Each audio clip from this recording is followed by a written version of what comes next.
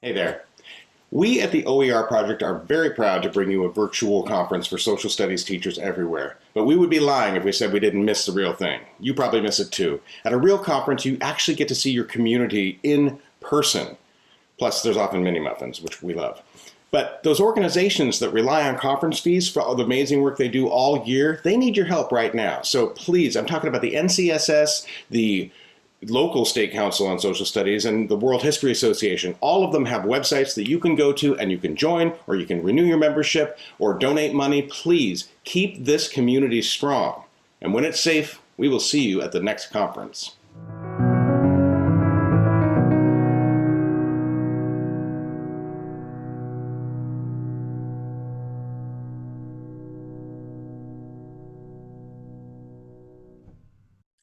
Hi, OER conference goers, and welcome to our live discussion on engaging conversations online and off.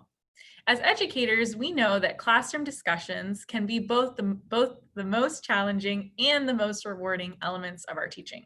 It's in these moments of conversation that students can really begin to, quite literally, develop their voice and hone their ability to engage in discussion with those that they might not agree with.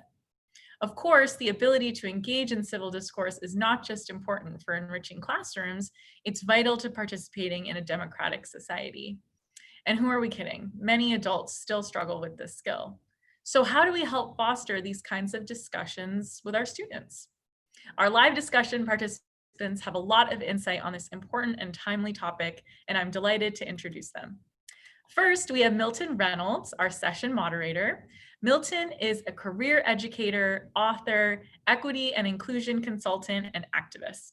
His activism has been devoted to disrupting systems of racial injustice with a focus on areas like juvenile justice reform, law enforcement accountability, environmental justice, and more. We're also joined by Stacy Kurtzman, the Dean of Equity Education and Social Impact at Castilleja School. Stacy has taught history, English, and social justice work in the elementary, middle, and high school level. And finally, we are glad to have Hope Teague Bowling here with us. Hope is a third culture kid, a national board certified teacher, and a 2019 ASCD emerging leader. After 13 years in American public education, she moved to Abu Dhabi to experience teaching in an international context. Looking forward to what is sure to be an engaging conversation about engaging conversations. Milton, I'll turn it over to you. Thanks, Mahina. So excited to be here with you, Hope and Stacy. I've been looking forward to our exchange, and I feel like we're lucky to inhabit one of the more exciting strands to talk about, this idea of engaging conversations online and offline. So in many of the videos that the teachers submitted, they oftentimes refer to the importance and the power and excitement of conversations that challenge both the students and the adults in the room. But before we jump into the particulars, I'd love to get your sense of why should we be having difficult conversations in the first place, right? Oftentimes we jump to the doing without getting clear on the why. So I'd love to get your sense on why we would have these conversations, knowing that they can be challenging. And Hope and I are both practicing active listening because that's part of it. Sure. Do you want to go first? Go ahead. Okay. I do think that's important. It's so nice to be here today with everyone. Thank you. And Hope and Milton to reconnect. We've connected a little bit so far. You know, I think as you were talking about the exciting thread that we were in, what came up for me in my mind was that the work of all the other things that we've been talking about in this conference can't actually happen effectively unless the whole person is in the classroom and understands why the learning that's happening, the content that's being taught, if they can't make meaning of it and apply it to their daily lives, because otherwise, why are we learning? You know, it becomes this sort of transaction, I'm learning for the grade. So if we want to move beyond learning for the grade, we have to understand why the content that we're learning and the skills that we're building will apply to us beyond the moment that we're having it with our teachers and classmates. Thank you for getting us started with that. How about you, Hope? What are you? Yeah, I was just thinking about this question. We have to have difficult conversations because I think it's in those difficult spaces that we actually grow. And so in those spaces, we get to figure out what do we actually believe about the topic we're talking about? What does somebody else believe? In argumentation and in discussion, I mean, that's when you decide, like, do I really believe this thing or am I going to change? And it also helps you see different points of view and perspectives. So I think we can't really, this profession is constantly changing, and this is about growth and learning. So if we're not willing to have conversations that help us to learn and grow, then what are we doing here? No, I appreciate that. And I think we'll return to this later in our conversation, but I'm appreciating the distinction you're making between learning as an act of performance and something that's more personally enriching, or the idea that the knowledge that we accumulate in the classroom will be applied in different contexts over time. So we'll definitely come back to that. So let's dig down on this a little bit deeper. So how can participant-centered pedagogical approaches enhance learning opportunities for students, thinking about both the affective domains of learning as well as the cognitive learning? Why is cognitive dimension? So why is a participant-centered approach so important to moving the needle around those areas of growth? I think for me, I'll just chime in first here. I think a big part of it is the cognitive load. And so I hear a lot of teachers frustrated with, having to carry that cognitive load in classrooms. But then I wonder about the framing of the class in terms of what kinds of structures are in place to engage students in discourse, because I think that's where students actually make meaning. As Sarah was mentioning earlier, that meaning is happening. And then in turn, they're going to internalize whatever it is that content-wise that you're talking about. So I think cognitive load is a huge part of this. Yeah. And I think the pressure of the cognitive load exists when we actually think like we have to get this information into students' brains, and like we feel like, oh, we haven't covered it all. Or so when you ask the question about participant-centered work, Milton, it made me reflect on remembering that I, as a teacher, am a participant in the work also. And so this shared, it's a real pedagogical shift and mindset shift for educators to think, I'm co-constructing the learning in the classroom, and I have a position that I'm bringing to the work. I have a lot of access and knowledge, and in my case, perhaps age that I'm bringing, and wisdom that must come with that. But I'm one voice and one interpretation, and this is particularly critical for the history classroom as we really think about reforming how we have thought about the canon of history. Because, if we face the moment that we're in right now, what we're realizing, if we didn't already, is that we were really teaching one particular meta narrative, and that cognitive load of carrying that. I love that you used that phrase. It's not one I've used before, but I think I might use it in future. Like, we have to share that and create space to understand that the knowledge isn't just the facts that we have to convey, but rather the shared space we have to create to learn from one another. Well, it reminds, oh, go ahead. Yeah. Now, I was going to say, I appreciate the use of cognitive load. I'll oftentimes speak about the affective load of learning as well, because in an ideal classroom, both dimensions of experience being engaged, and I think pedagogy plays a critical role in it, as does a teacher's awareness of their positionality in the classroom. So I'd love to get your response to where you were going to go, Hope, and then once you wrap up, what I'd like to do is to tee up the clip from Scott Hinstrand and get sensitive, because he talks about his positionality. But let's hear from you first, Hope, and then we'll get to the clip. I was just thinking about who owns the learning, right? And so I think whoever is owning the learning is going to learn. I know that sounds that's not very articulate, but who owns the learning? And too much of the time in teaching and in education, it's the teacher still. And so I think that's a big part of why we need participant-centered discourse and student-centered classrooms, right? They need to be, they need to engage on their own so that they own it. And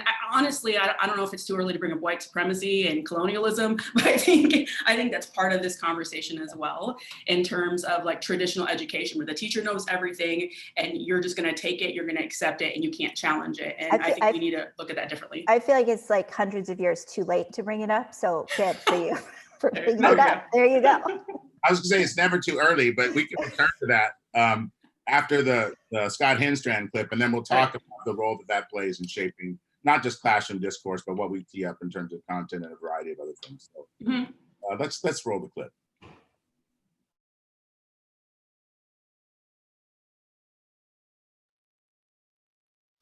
Now, what is the approach you take for creating these conversations? It's really another mindset shift, and it's seeing all students as fellow persons in pursuit and the search for truth. And we have to learn from each other. You, as well as the students, you are now in just a group that's learning with each other. And that's a big mindset shift.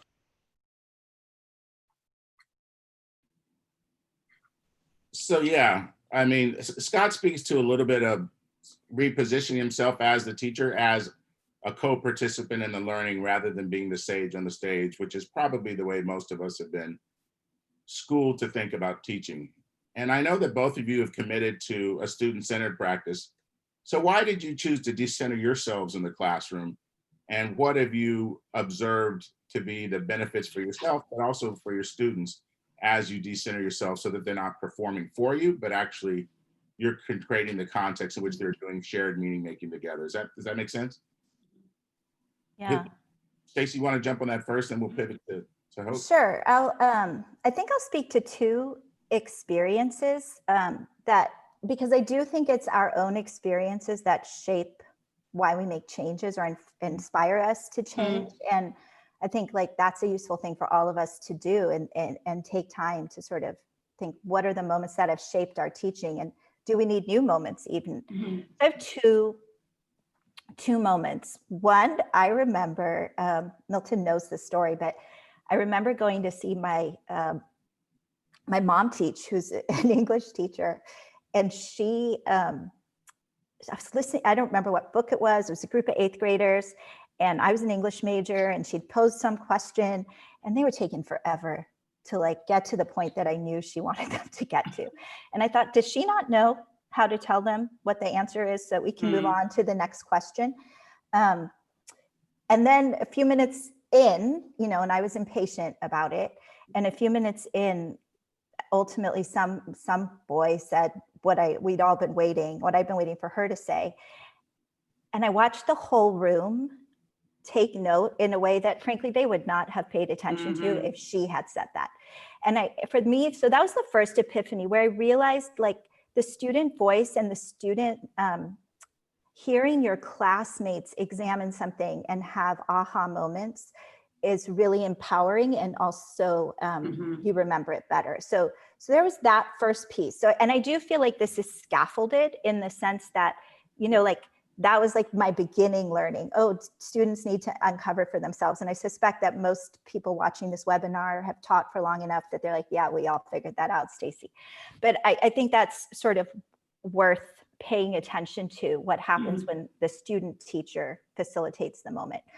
The other thing I would say is that, the work I've done across the world, literally trying to build curriculum which has a sense of reciprocity at its heart, where we move into this asset-based model of thinking about what can we learn from others, and what can we share, what can we teach, but also what can we learn. And this is really important. I know we'll get to this later a little bit, Milton, but in thinking about these conversations about like the deficit model versus getting kids up, right? Versus, what are people bringing to your classroom? And as soon as I really intentionally built that into my practice and tried to think about, if we frame the conversation this way, how are kids going to be able to opt in and share something about that's an asset, which may be a learning style, but it may be a life story. Boy, everything got richer and wiser, and I learned also, right? So for me, those were, those 2 points of understanding for me really like pushed my practice into a new space. No, I appreciate you sharing those personal moments of revelation. I think, story can carry a lot of meaning. And so when you situate your own pivots and growth as a practitioner within your own learning, I think that has value. And so hopefully folks online are appreciating the goodness of what you shared. Now, Hope, I'd love for you to speak to that same idea. I mean, it's a conscious choice to decenter oneself in the classroom, and I think it's a choice that's oftentimes difficult for educators to make. So why did you make that commitment to developing a practice in which you were not, the lightning rod of all activity? Honestly, I think it goes back. I had some really amazing professors in college that structured their classes that way. And I found those were the classes I was able to learn more. I felt like I had agency. I felt like I cared about the curriculum. I felt like they didn't put themselves first, even though, you know, they had a million more degrees than I was even working on. I think that was a huge part of it. Again, and my teacher prep program, honestly, the Evergreen State College, shout out in Washington State. That was also part of the value. But one of the things I want to build off of what was said already is simply the workload. There is something about sharing. I just want to keep going back to this point. There's something about sharing the learning with your students together is more powerful and more meaningful. And so much of the time we put this pressure on ourselves to have the perfect lesson plan and to do all this stuff. And yes, we need to, you know, plan and like you mentioned, scaffolding questions and being really intentional. But at the same time, like the students are helping us learn and unpack a text. Like I can't think about how many times in 15 years of teaching, I've had a student say something about a text that I've taught over and over again, and they had a different insight, right? And like you said, other students are listening to that and it resonates with them in a deeper way than anything I could have said, right? So I'm learning from them in that space. The other piece I think for the crowd here is simply, there are conversations that I think we want to have as teachers, and we're going to talk more about controversial conversations or controversial issues and topics. But when students are engaging with you and you are kind of equal in that space of learning, they bring that stuff up. So you don't have to feel like you're preaching at them. You don't have to, you know, I don't know how I'm going to approach this topic. A 15-year-old will bring it up. They don't care. They're just going to say what they think. And honestly, I think that's there's you know, it can be scary, but it's also a sense of relief. You don't have to worry about trying to get to a certain point. It's interesting. I think this idea of things being scary probably assumes that there's a right or a wrong answer, rather when creating that space of shared learning. What you're doing is really crowdsourcing the different understandings of the world that we all bring as a function of navigating our different experiences of identification or racialization, right? So one of the things I've done in my practice is to move away from the idea of essential questions, right? The idea that there's a target or an answer, going back to Stacy's story, that we're trying to get the students to articulate. From my perspective, it's a function of the fact that I have one view of the world, but I know my students are inhabiting the world and navigating it in fundamentally different ways. And so I think this idea of positionality is really important to look at. And we're going to get to that a bit later in our session when we look to the Christina Torres clip, but not quite yet. Milton, can I just put a pin, because I know we're going to get to it later, but to come for people to come back to this moment, because I think it's about building trust. And so that when you have those moments that we're going to get to, you can have them as a teacher and believe that it's going to be okay. And you're not going to end up on an Instagram post that says, like, my teacher didn't get it, which is happening around the country right now.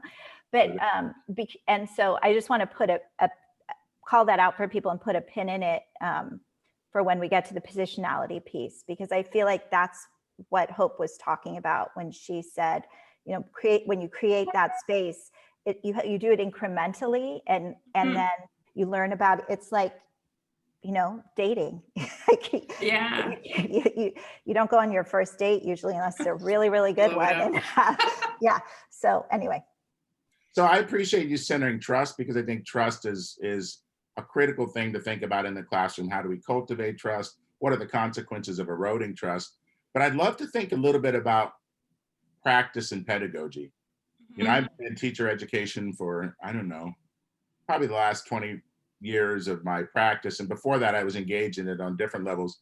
And one of the things that's always struck me is that oftentimes when you hear teachers talking about their practice, they don't talk much about pedagogy or the role that the pedagogical structures that they employ in the classroom play in terms of both the learning and cultivating those habits of mind, but also creating that space in which we can feel comfortable taking risks with each other. That sort of, you know, what trust allows us to do is to create a space where we take shared risk, and through that we deepen our learning. So I'd love for you to think about the role of pedagogy. If we could speak to that just a little bit. Are there particular participant-centered strategies that you rely on? Not to suggest that a singular strategy does it. It's an understanding of the relationship to the strategies, between the strategies and what we're trying to cultivate with the students. That's a deeper conversation. But when you think about practices, as I'm sure a lot of people are in this moment, are are there practices that you found valuable both face-to-face and online in creating these kinds of spaces? Is that clear? Mhm. Mhm. Who'd like to jump on that one first?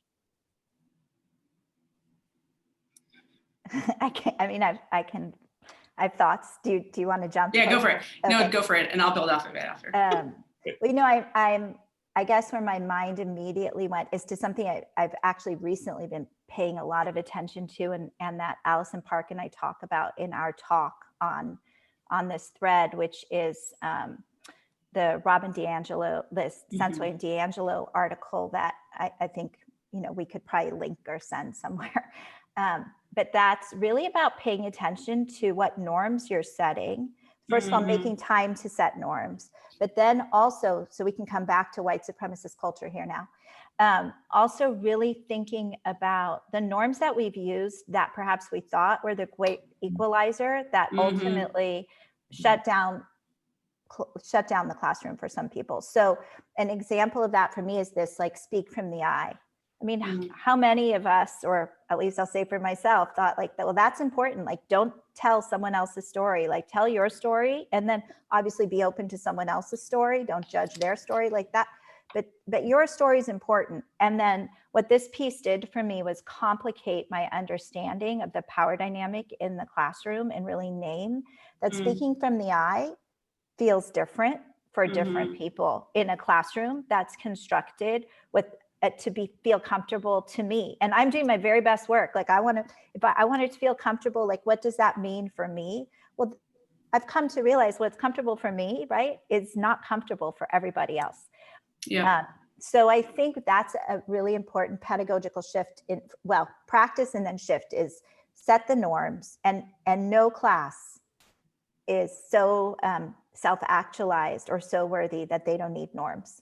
And when you create that set of norms, actually pay attention to whose voices are marginalized and how they can be amplified, and whose voices would normally be dominant, and then how those voices can learn to create space. And sometimes you just have to name that. And that's the beginning of trust building, I think, too, is the second you name that, and people pay attention to it, and they own how they feel. We're not deciding who's dominant and who's marginalized. I think you begin to shift the culture of the classroom. Great, Hope. I know I can tell you want to jump in on this, so please do. No, I agree with everything you just said.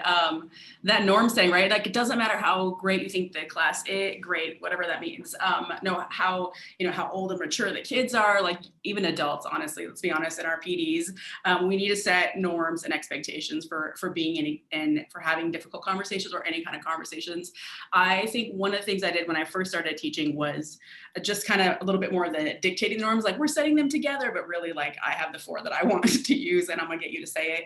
And then the shift for me over the years is really being genuine about the way that students want the discussions to go, right? And the way to build that trust. And I think that's one way to be more honoring of the different cultural ways of communication even that the students are coming in with. As you were talking, it reminded me, there's this really great page. There's a lot of good pages in Zaretta Hammond's Culturally Responsive Teaching in the Brain, but there's one really fantastic page that just delineates between like more individualistic cultures and more community-oriented cultures. And to me, that fits right in here. So much of the time when we set these expectations, we're coming from whatever our individual one was, and then whatever we think we want to make in that classroom. But what does that actually mean for the students in your space? Like, what does that actually mean for them to feel safe and to be able to be open and discuss things?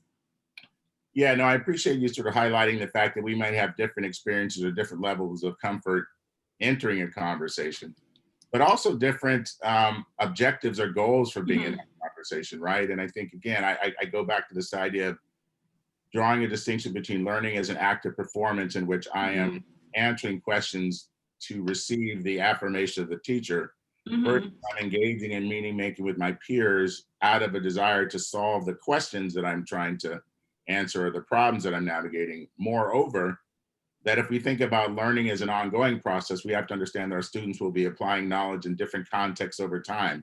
That having a singular answer is not beneficial to the longer term goal of application.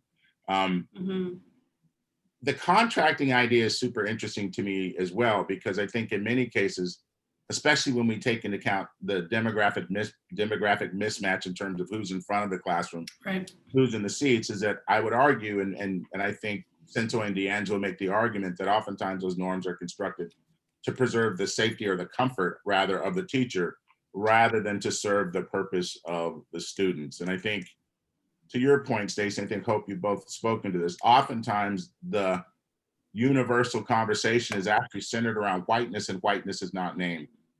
And so that's what makes the conversation difficult. And so when I'm thinking about conversations that are difficult, I always start with the question, is difficult for whom? Right? And so as you think about your students, and you're teaching in a different context now, you're teaching internationally, you're in Abu Dhabi right now. Yeah. And Stacey, I've known you to have taught in different schools. And so when you think about difficult is not a universal concept, but one that is contextual and rooted in the experiences of the practitioners and their students. What are you learning as you've moved about in your own learning, teaching and learning experiences, working in different contexts? How does that help you understand that there's value in the difficult conversations, right? As a matter of fact, we need to have them for the learning to feel legitimate for the very students that we're trying to get engaged. Oh my gosh. It's a great question. Go ahead. Yeah. Well, I was thinking of, I'll just be vulnerable here for a second. One of the things so I've been teaching the book Citizen by Claudia Rankine for a couple of years. And I usually teach it with juniors or seniors in AP Lit and AP Language. It's a fantastic book. If you haven't read it, people, please go out, buy it, read it. It'll blow your mind a bit. But when I taught it in the US, my classroom is predominantly Black and brown back in the States. And so a lot of students are able to have different entry points for the text and able to share their own stories. And I really don't have to, I can pose a couple of questions, and, this is during the part of the year when we've already, we have that trust that's been established, right? And so people are really open. But this year, I only had one Black girl in this particular class where we're reading the book. And so even just that shifting, right? And a lot of students are American by passport, but haven't necessarily grown up in the US. And so just the difference in what they're trying to wrap their heads around, like, wait, this really happens, this is in the book. And then how to also be aware of that one Black student, that she's not the one carrying everything and the expectations. The book deals a lot with black and white and racism, and particularly in that context. So I was just thinking about that shift, right? And I had anticipated, but I really hadn't anticipated it. And so as we were going through the unit, just thinking about what else could I pull in? How else could I validate a variety of experiences as we try to analyze this in this context, without putting words into students' mouths, right? Or trying to, make a certain experience that I thought they should have. It just, that wasn't what that space was. And so we eventually, got to these really rich conversations. But it was from totally different entry points than I had expected. Great, I appreciate that. And I know you were ready to take a crack at that, Stacey. I don't know if I was. I feel like I was ready. I'm so glad Hope went for it. I think it brought up a memory for me, that question that I think is relevant, but maybe as I talk about it, we'll figure out, I've done a lot of work in social emotional learning in terms of thinking about that as it's connected to classroom agency and how students learn best through their full identity. And so I was born in Johannesburg, South Africa, and I've spent a lot of time back in South Africa working with different school groups, et cetera. And the memory it brought up for me was we were in a rural part of the country, and the principal of a school, knowing I had done this work and actually having visited me and my classroom in the United States, and like this sort of SEL piece in my history classroom, said to me, I want my students to have this, give them an SEL lesson. And I was like, oh my goodness, first of all, I'm a white woman in a Black community in a rural part of the country that has absolutely different norms and values around sort of sexuality, et cetera, probably than mine. I don't want to make any assumptions, and I definitely don't want to I don't want to do harm. And I think for so many of us, whatever we're doing, that's the first thing, do no harm. And I know Christina Torres talks about that in her piece too. So anyway, long story short, I ended up realizing that these questions I asked American students about you know, sort of, what are your dreams? Like, these were not the questions and the words that would work. So I had to think about, like, what am I trying to get at? Like, why do I even teach that lesson? And what would that question look like for this group of students? And it ended up, the question in that moment for that group of students was like, what do you want to be when you grow up? Like, what job do you want to have? Because that meant I needed to like really quickly go through my brain, like, what are their dreams about? Their dreams are about making a living. Their dreams are about, you know, staying healthy, having a roof over their head. Like, what?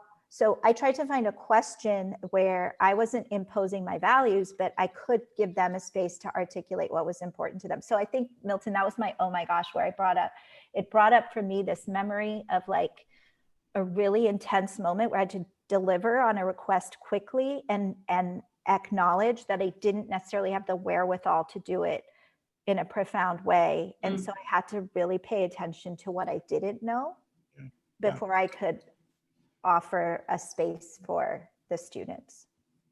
I like that idea of focusing on what we don't know. And I think Christina Torres does a good job of speaking to that in the clip. So maybe we can cue that up in a second. But I think, like, thinking of architecture or art, sometimes some of the power is created by the negative space. And I think as educators, understanding that we know what we know, but we don't know what we don't know is actually really important. To seeing the classroom as a place of discovery, not just for our students, but for ourselves. And I think there's a great art in asking questions that are open enough for students to inhabit from where they are without feeling exposed for what they don't know. You know, students come with all kinds of assets that in some cases runs counter to the trauma narrative that we're hearing so much about, as though our students are a basket of pathologies. Our students are much more than that. But again, the reductive habits of mind of educators, I think, can oftentimes be limiting for our students. And so approaching the classroom with the idea that our students have things to teach us is really critical, developing a practice that allows us to see our students for who they are. And then our role as a teacher kicks in, where we can actually position ourselves or position content such that it's engaging and meaningful and relevant for our students. And I think Christina's talk does a lot to speak to that. And so maybe let's roll the Christina Torres clip. It'll give us lots of juicy things to talk about. And so we'll pivot back to our conversation shortly.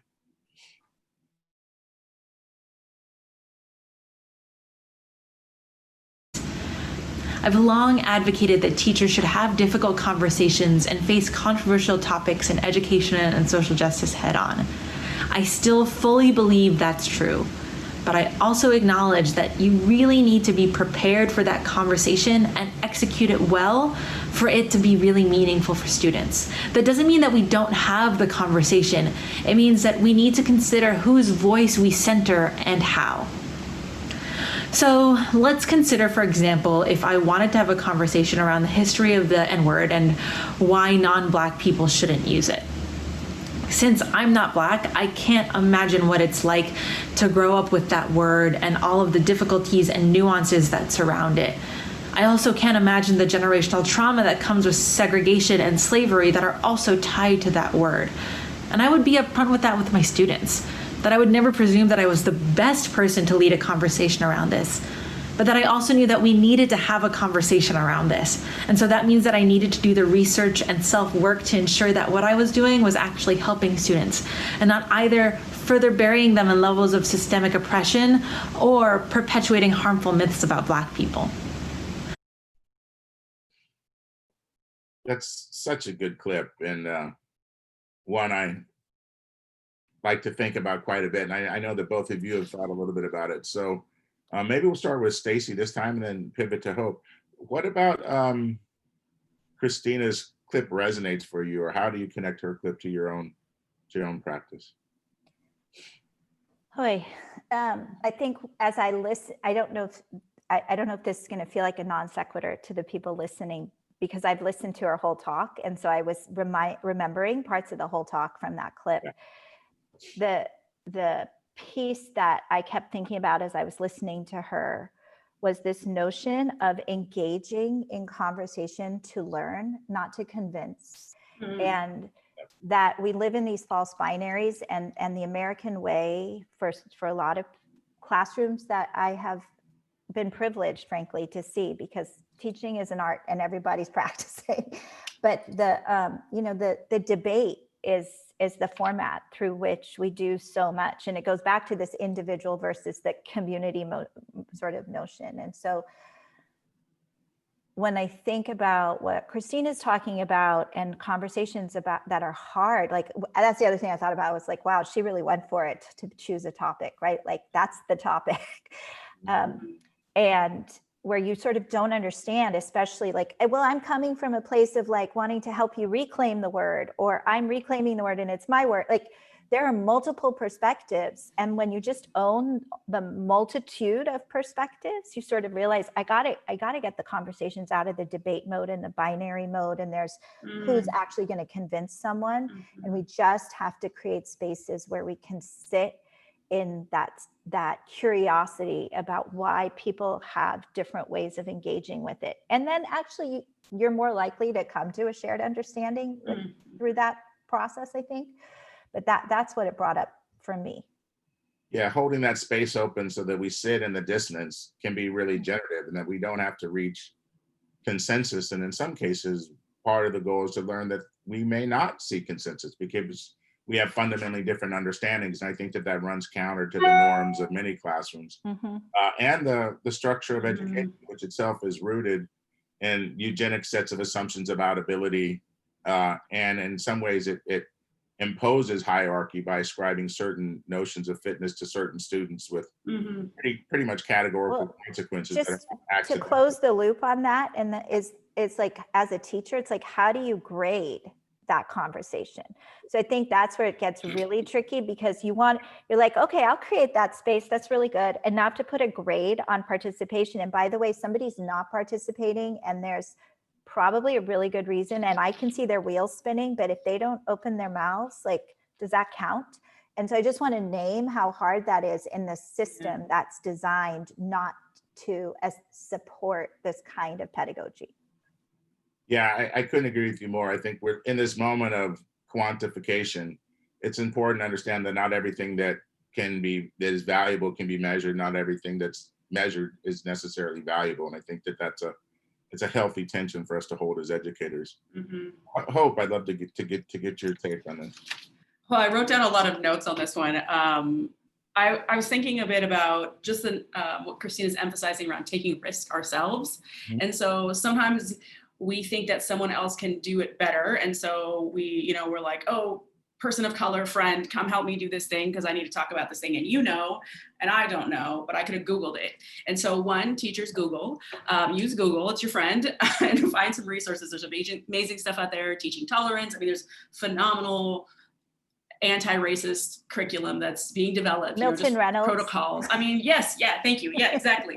So there's just so much stuff out there, right? So do the work and think through it, right? As Christina modeled out herself. But then I think I'm also holding this other tension that's like, there are people that are experts that are better at it, and I should be deferring to them. And by bringing them into the classroom and into this classroom space is actually better for the larger learning community. And so it might be a student's parent, it might be a fellow teacher. I think about 1 year I taught about the Palestine-Israeli conflict, and I brought in a teacher who has multiple ethnic and national identities and linguistic identities, and she, lived in that space and geographically, and so she was able to speak to that experience in a way that the readings that we had pulled, weren't showing necessarily, right? And so I think about how do you hold both those things, like do the work as the teacher, because you can't, if you're not willing to have those reflective conversations with yourself first and do some of that work, then how can you facilitate that for students and grow with them at the same time, right? Using those experts around you, because when you mentioned earlier the idea of trauma with kids, like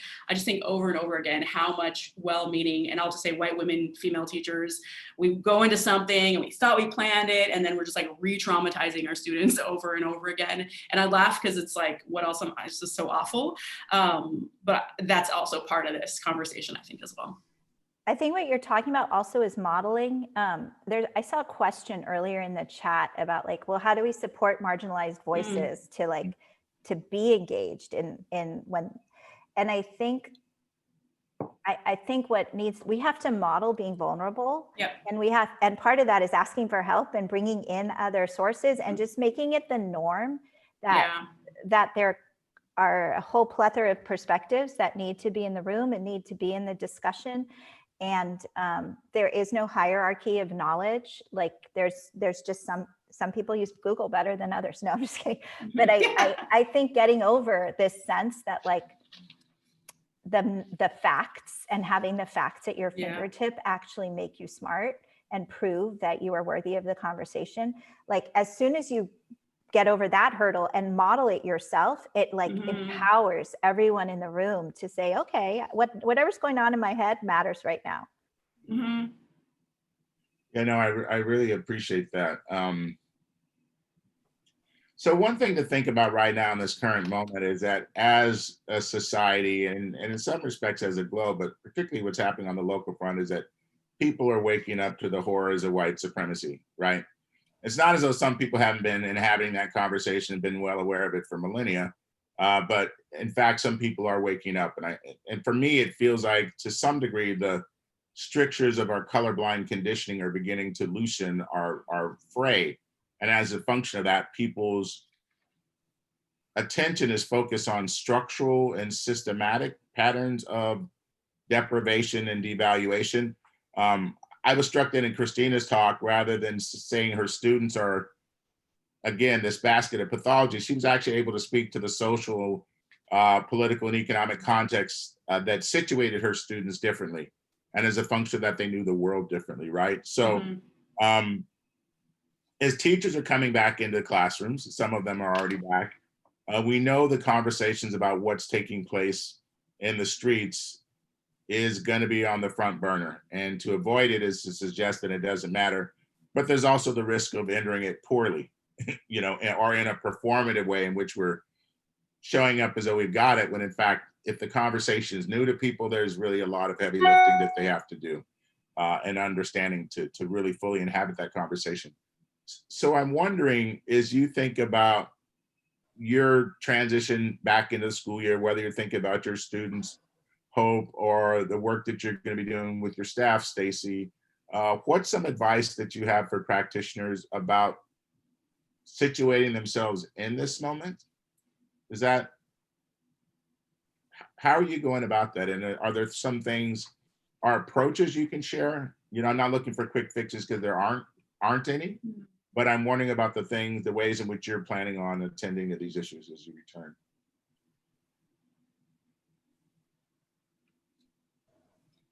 I think for me, one of the things, going back to the start of the year, and I know a lot of people are stressed about the start of the year. How do I build a community? How do I do this online if I'm not teaching with kids in person?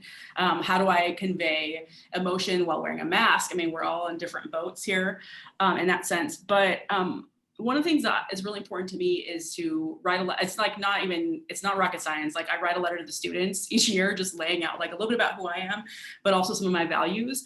And I've become more explicit in the values that they can expect coming from me. And so I find, so for example, I have part of my letter says, I will not I want tolerance, but I will not tolerate transphobic language. I will not tolerate anti-immigrant language. I will not tolerate anti-Muslim language. And I kind of lay out some, I stole that from Tom Rademacher, who gave me permission to use his like formatting. And then I've, you know, manipulated it for my own needs. But I think that's been really important for me in just shifting the conversation. So kids know like, okay, these are the clear expectations in terms of my values. And then I work really hard for kids to be able to, you know, where are you coming from? Why do you say this? What are some things you feel non-negotiable about for you? Because I keep thinking about, you know, this question about, you know, how to, like in a classroom, how certain ideas get presented, and particularly with the way that people are wrestling with conversations about race and white supremacy. So for me, that's a practical thing. And then having the students write back to me to kind of tell me what are their values, what are their non-negotiables. That's something very practical. I think for other nerds out there who are listening, Rogerian style argument comes up. I mean, I teach AP Lang, and that's one of the things we talk about. It's the back and forth. It's that Socratic seminar style. It's no right answer. It's building off something we talked about 10 minutes ago. And then reflection, like I always ask students to reflect constantly, middle of units, end of the class period, whatever it is. And I think there's so many tools that we can use for reflection that help students process what they've heard, live, you know, be okay with the uncomfortableness in that moment, bring some closure. I mean, to me, those are some of the practical things that I think can help us, that I plan to use that can help us wrestle with these topics. I so appreciate everything you've said, Hope, because I think it's an example of what, if I step back and answer Milton's question, like, what do I hope all the teachers I work with do? It's find their way of doing, and that feels comfortable and authentic to them, of doing what you talked about, which is, first of all, owning your own positionality in the classroom. I feel like I know, and then to say I know goes against everything we're talking about right now. So I'll just say I think that there's no such thing as an unbiased classroom, and especially if in a history classroom, if you think the facts can be unbiased, like then that's already, we're starting at a place where your classroom's not going to be the best history classroom it could be, and it also will be a place that won't be safe for people whose lives haven't been the meta narrative of whoever was writing the history that we're teaching. Yeah. So there's that first part. So you with your letter own that you have a position in the conversation and in the narrative, and then what I love that you said you did is you give the students a chance to say, I have a place in this conversation too. And this goes back to that point at the beginning when we talked about trust, and I said, let's put a pin in it. Like, that's how trust, I believe, starts. So that's what I need my teachers to do, that I work with, my colleagues, I say, and that I try and need to figure out how to do even better. But the other thing that your letter did that I feel like this is a little bit newer for me in terms of feeling really strongly about it. We have to be the grown-up in the room that knows that there are certain narratives that are unacceptable because they make the learning, first of all, it diminishes the learning for everyone, and it just reifies the white supremacist culture. And so I think that might feel different. Teachers might need to say it in different ways in different parts of the country, in classrooms where, and according to your own belief system. But at a certain point, like if a student, you have to create norms where you say, like, this is not an acceptable way to enter into sharing multiple perspectives, because it actually doesn't just marginalize because it's your point of view. It's just simply a racist point of view. And that's not, if we don't start saying that and framing our classrooms in this way, we will never dismantle the thinking systems that are perpetuating the society in which we live. So that is, I feel like for a lot of people, a harder, it sounds like, yeah, duh, but it's very hard because we have been taught for so long to create space for the students to debate and for the students to own the discussion and to step back, and like, that's going to be liberating, when really it's not as liberating as we think. And I think that's like, that's a challenge.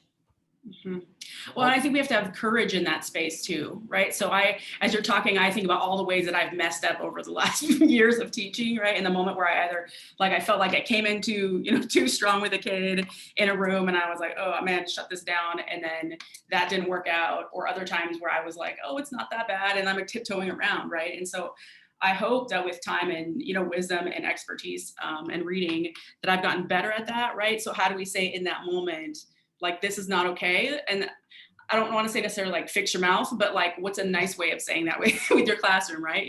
I sometimes joke about, there's not always a place for joking, but I sometimes use the term race-ish. Like, it's harsher to call a kid, you're a racist, that was racist, right? And I think some of us are comfortable with doing that in our classrooms. It depends on our students. But I think we also have to remember we're teaching and there's growth to be had, right? And so we all make mistakes. And so, hey, that sound that came out, I wonder if what I heard you say, and maybe that feels too passive, but I think there's, that sounds a little like race-ish. Were you trying to, like, what were you trying to say there? Can you re-explain? Can you do it, and give the kid an opportunity to shift what they're saying, or to explain more, or create a space for another kid who feels confident to challenge that notion. I mean, it just really depends on the dynamic of the kids in your class, but it's that learning, that teachable moment. So we can't just let them go. We just can't let it go by. It's teachable for us too, actually, much of the time. Totally.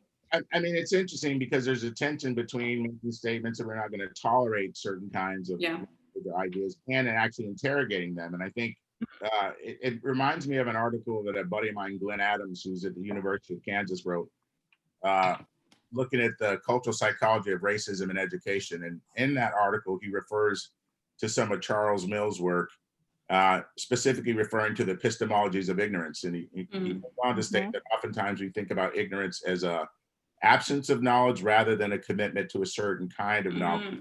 It causes us to not see patterns of race and racism, or to normalize social hierarchies that are not real.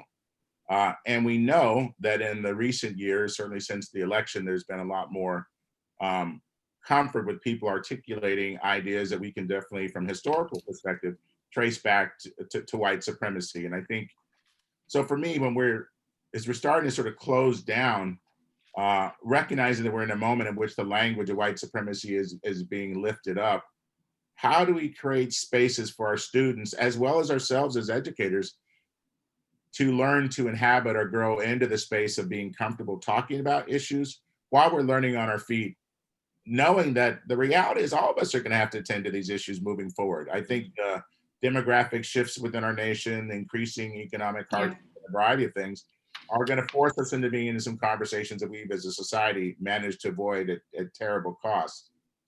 So as we're starting to sort of wrap it down, and maybe we can sort of close out, what are you hopeful about in terms of engaging students in conversations, either online or offline? Knowing online they're a little bit different. We don't have the same access to each other effectively, but we're doing all right in our exchange, so it can be done. But what are you hopeful about, and maybe what concerns do you have moving forward? This is a tectonic moment of shift, and I'd love to get you to weigh in. One of the things that I'm so hopeful about is the intensity with which, are we with Generation Z now? They care about and are engaged with this conversation. So that means it's everywhere. It's on TikTok, it's on Instagram. Now, I used to think, and sometimes it's still useful as a teacher, it was like, cool, like have my kids make a TikTok about blah, blah, blah, or let's do that. I actually think the value that so let me finish the first thought. The thing I'm hopeful about is that I learned from them. They are facile with these concepts in ways that I can grow from every single day. Like if I have to send out a hard email about something, you better believe I'm like checking in with the 6 young people and that I have access to, nieces, nephews, kids, whatever. But the thing that I think we as adults can pay attention to is the value add we offer them as educators, frankly, is helping them develop the muscle they need to validate what they're learning online and what they have access to, and teach them these research skills they need, teach them about sources, teach them the things that the practice of good historians, but so that's where that co-creation, co-learning is like so obvious to me. Like I do have something to offer, but I also have a lot to learn. So I'm really hopeful that they're engaged. Young people are engaged with the world in like this profound way. And they're feeling climate change. They're feeling racial reckoning. They're feeling the implications, whatever side they're on, of the next election. So we have to leverage that. And we also have to offer them the capacity to be able to move beyond the way that the world is asking them to think about it, which is through the lens of a fight, and rather in finding value. So that's the challenge. The challenge is to break down the system through which they are evaluating the validity of the information they're getting and the things they care about. And so for me, I'm so hopeful. And I do think there's a really important place for educators in this journey if we want to shift our culture. Thank you. I appreciate that, Stacey. How about you, Hope? I'd love to get your closing take on this. Gosh, where do I begin? I think young people are better than us. I think as was said, right? They're more empathetic, they're more plugged in, they have strong opinions, they care a lot, and they have a lot of passion. And so I'm very hopeful about the world being a better place because of them, and because we need it to be a better place, and we've left them kind of this dumpster fire. So I'm very hopeful in that sense.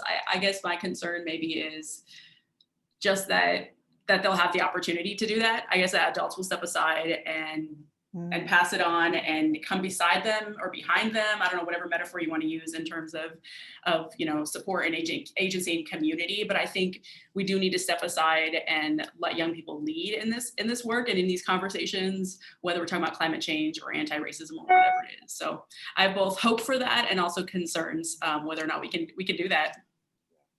No, I so appreciate the exchange that we've been able to have over the course of the last hour. I wish we actually had another one, because there's several other layers of the onion I would love to peel. But I appreciate the fact, sort of maybe winding down, that we're all hopeful, about the future. I think we can recognize that there's been a profound inoculation of a whole generation of citizens, right? Who are interested in a future, and the one that we've teed up for them looks kind of bleak, but it doesn't have to be. And I think, learning to understand how we got here is so critical to re-engaging our sense of imagination and possibility. And I think in many respects, I actually think our best years are ahead of us, but we have to really understand our role as educators in creating spaces in which we give our students both the opportunity to develop the understanding that allows them to develop a sense of agency and the ability to move these systems, but also to develop a sense of empathy and compassion for each other. I know empathy is oftentimes an overused word, but I think there's something deeply powerful about historically informed empathy, right? We've gotten this far in spite of our past, and I think if we can really look at it critically, we can unlock the potential of a brilliant and robust and diverse future. So I want to thank you both. It looks like we're down to our last minute, but it's been a real pleasure and a delight.